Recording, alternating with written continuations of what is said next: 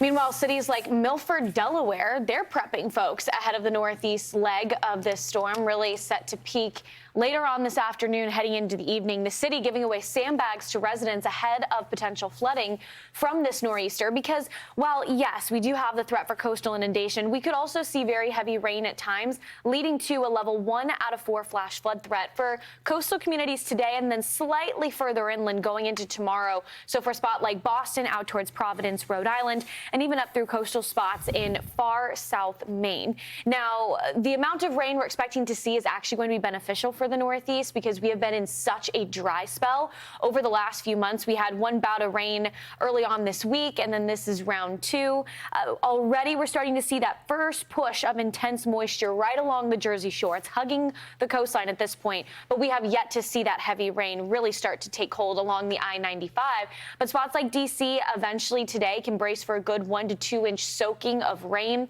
The calling card of a nor'easter, the northeast winds, and so in addition to that freshwater flooding and the heavy rain, we're also looking at the onshore winds and pushing in that water, and that can unfortunately make high tide even worse. Like Katie Byrne was saying, high tide for her right around 11, 12 o'clock into the afternoon, and typically it's 2 hours before high tide and 2 hours after where peak impacts are felt.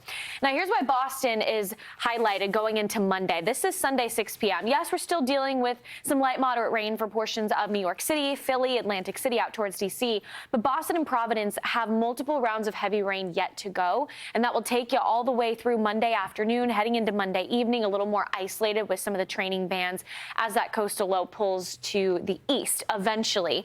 So if you look at the rain still to come, the worst of it is offshore, which is great. However, a couple of spots, again, just north of Atlantic City along the Jersey Shore, portions of the Cape, and just south of the Boston Metro, that's where 3 to 5 inches of rain is possible. Wind alerts are also in place. This is going to be the biggest impact, I would say, in addition to the coastal inundation. So we could be talking about wind gusts of up to 50, 60 miles per hour, but sustained winds you can expect at least 25 to as much as 40 miles per hour. We're getting close to tropical storm force with the sustained wind gusts, and so that just speaks to the severity of this event at times and how you want to stay just as prepared for this as you would if a tropical storm was knocking on your doorstep.